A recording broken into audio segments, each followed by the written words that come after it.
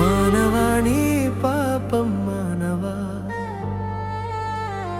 వీడవాణి వ్యసనం వీడవా, అడగవా నీ మనసును అడగవా, వదలవా నీ మనసు వద్దన్నా.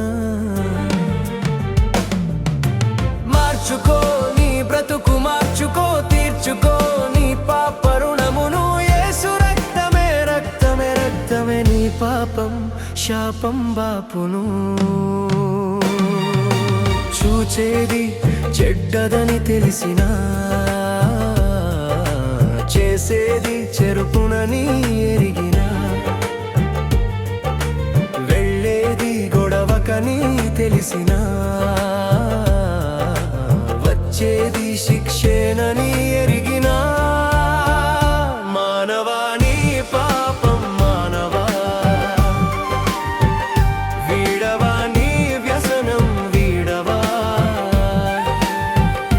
అడగవా నీ మనసును అడగవా, వదలవా నీ మనసు వద్దన్నా.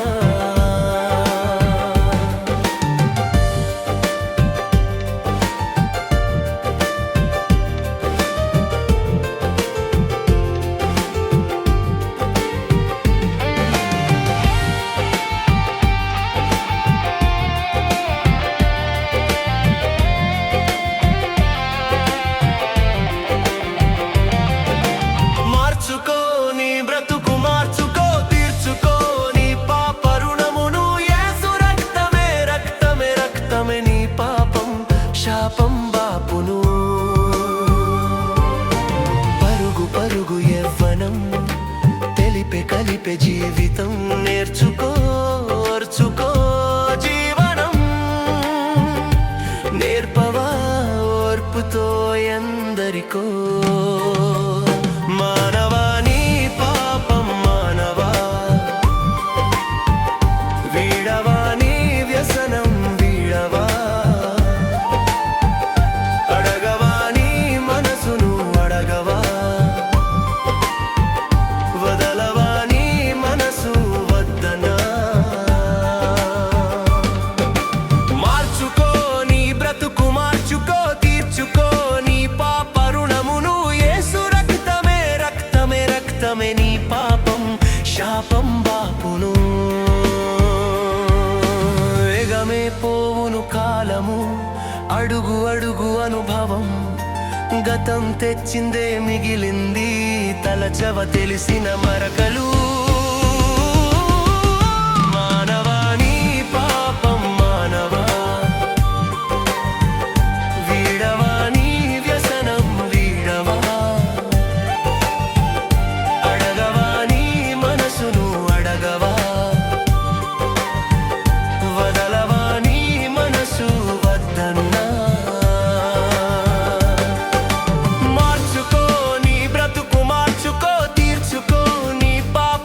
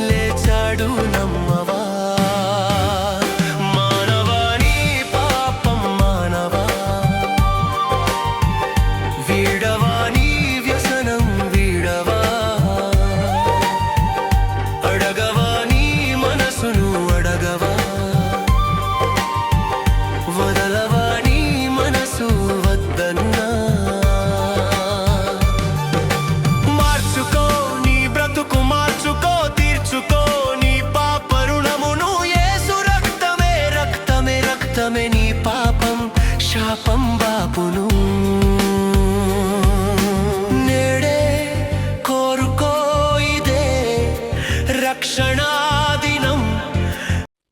ప్రభునాములందరికీ వందనములు.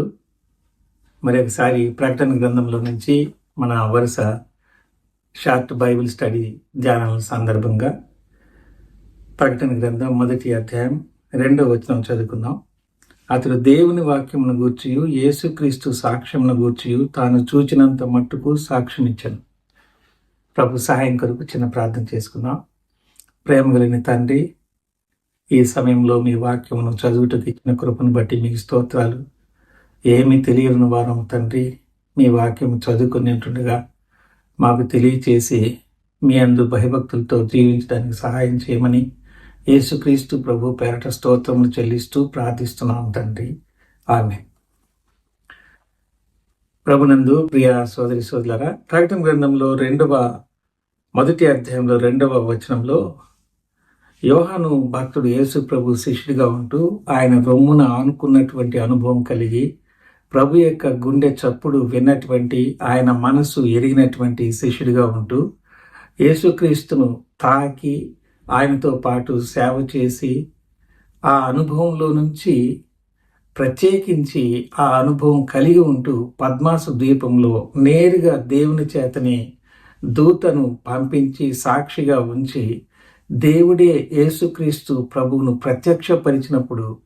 ప్రత్యక్షపరచబడిన యేసుక్రీస్తు ప్రభువును గురించి నేను సాక్ష్యం ఇస్తున్నాను అని చెప్పాడు. ఇంతకంటే యేసుక్రీస్తు ప్రభుని నమ్ముకోవడానికి ఇంక ఏ సాక్ష్యం అవసరం లేదు అని అనిపిస్తుంది. దేవుని వాక్యము అని పిలువబడినటువంటి భావము ఈ వాక్యంలో మనం చూడగలుగుతూ ఉంటున్నాం.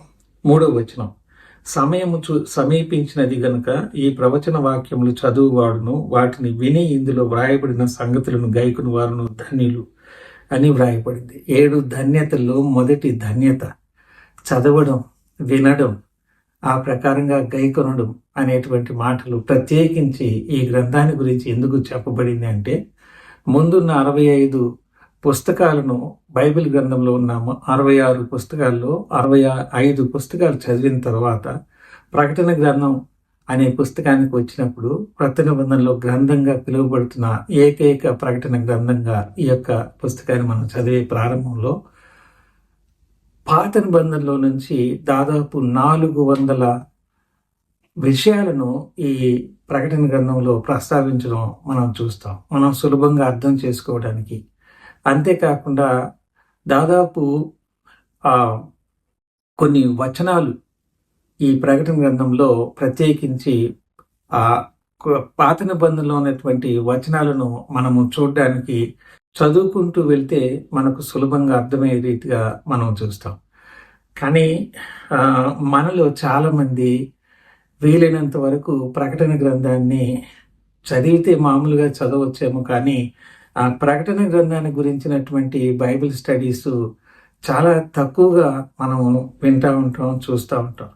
కానీ ఇందులో ప్రత్యేకించి ఈ ప్రకటన గ్రంథాన్ని చదివిన వారు ధన్యులు అంటే సింగులర్ వర్డ్, ఏకవచనం. వినేవాళ్ళు ధన్యులు అంటే ఎవరైనా దేవుని సేవకులు చెప్పినప్పుడు విన్నటువంటి సంఘంలో ఉన్నటువంటి సభ్యులు కూడా ధన్యులు అని వ్రాయబడింది. కాబట్టి చదవాల్సిన బాధ్యత సేవకులుగా మన మీద ఉంది. దాని గురించి తెలుసుకోవాలన్నటువంటి ఆశ మనకు ఉండాలి. అదే సమయంలో దేవుడిచ్చినటువంటి వరాన్ని లక్ష్యం ఉంచి మన యొక్క స్థానిక సంఘాలలో మనకు తెలిసినంత మట్టుకు ఈ యొక్క వాక్యాన్ని ధ్యానం చేయాల్సినటువంటి బాధ్యత కూడా ఉంది. ఎందుకు అనంటే ఇందులో ఉన్న ప్రత్యేకమైనటువంటి ఆశీర్వాదాలు మనం పొందాలి. మన ద్వారా దేవుని ప్రజలు విని వారు కూడా ఆ యొక్క ఆశీర్వాదాలు పొందాలనేటువంటి ఉద్దేశంతో ఈ మాటలు వ్రాసినట్టుగా మనము గమనిస్తుంటున్నాం. యోహాను ఆసియాలో ఉన్న 7 సంఘములకు శుభమని చెప్పి వ్రాయినది వర్తమాన భవిష్యత్ కాలంలో ఉన్న వాని నుండి, ఆయన సింహాసనం ఎదుటనున్న 7 ఆత్మల నుండి అనే మాట మనం చూస్తాం. యెషయా గ్రంథము 11వ అధ్యాయం 2వ వచనంలో యెహోవా ఆత్మ జ్ఞానాత్మలు కలిగినటువంటి ఆత్మగా మనం చూస్తాం. యెహోవా ఆత్మ జ్ఞాన వివేకములకు ఆధారముగు ఆత్మ, ఆలోచన బలములకు ఆధారముగు ఆత్మ, తెలివిని యెహోవా ఎడల భయభక్తులను పుట్టించు ఆత్మ అతని మీద నిల్చుని యేసుక్రీస్తు ప్రభు మీద ఉండేటువంటి ఆ యొక్క ఆ జ్ఞానాత్మని గురించి వ్రాసినట్టుగా మనం చూస్తాం. వ్యక్తులు ముగ్గురుగా కనబడతారు, కానీ దేవుడు ఒక్కడే. త్రిత్వాన్ని గట్టిగా ప్రకటన చేస్తున్నటువంటి, నిర్ధారిస్తున్నటువంటి మాటలుగా మనం చూస్తాం. యేసుక్రీస్తు ప్రభుని గురించినటువంటి జ్ఞానాన్ని గురించి క్రొత్త నిబంధనలో బుద్ధి, విజ్ఞాన, సర్వ సంపదలు గుప్తమైనటువంటి ప్రభువుగా మనం చూస్తాం. కాబట్టి ఆ 7 ఆత్మల నుండి నమ్మకమైన సాక్షి, మృతులలో నుండి ఆది సంభూతుడిగా లేచిన వాడును, భూపతులకు అధిపతియునైన యేసుక్రీస్తు నుండి కృపా సమాధానములు మీకు కలుగును గాక అనే మాట మనం చూస్తాం. చనిపోయినటువంటి వారు లేచినటువంటి ఆ పునరుద్ధరణలో ప్రథమ ఫలమని యేసుక్రీస్తు ప్రభుని గురించి ఎందుకు చెప్పబడింది అనంటే, పాత నిబంధనలో ఒక వ్యక్తి ఏలియా బ్రతికిస్తాడు, క్రొత్త నిబంధనలో లాజర్ని ప్రభువు బ్రతికిస్తాడు. కానీ వాళ్ళు చనిపోయి బ్రతికినటువంటి అదే పాత శరీరంలోనే వాళ్ళు బ్రతికారు. కొంతకాలం జీవించి మామూలుగా వాళ్ళు చనిపోయారు. ప్రభువు నమ్మినటువంటి వాళ్ళు ప్రభుతో కూడా మనం కలుసుకోబోతాం. కానీ యేసు ప్రభు అట్లా కాదు. ఆయన మన కొరకు శిలువలో రక్తాన్ని చిందించి, ఆయన మరణించి, సమాధి చేయబడి తిరిగి పునరుద్ధరణుడే అంటే ఇదే అధ్యాయంలోనే మనం చూస్తాం. మృతుడనైతిని కానీ ఇగో యుగములు సజీవుడనే ఉన్నాడు అన్నాడు. కానీ యేసు ప్రభు మృతి చెందినటువంటి దేహం వేరే, పునరుద్ధరణైన తర్వాత దేహం వేరే. అది మహిమగల దేహం. మనకు అప్పుడే అది రాదు. ప్రభు తన వారిని వెంట పెట్టుకుని వచ్చినప్పుడు ఆ ఆత్మలు ఎవరి దేహంలో వారు ప్రవేశించి మహిమ గల దేహాలుగా పునరుద్ధరణ పొందుతారు. కాబట్టి అది ఆ పునరుద్ధరణ వేరే. యేసుక్రీస్తు ప్రభు మన కొరకు మరణించి పునరుద్ధరణుడు కావడం మొదటి పునరుద్ధరణ. అది మొట్టమొదటిసారి మహిమగల దేహంతోటి ఆయన లేచినటువంటి విధానం. అందుకనే ఆది సంభూతుడు.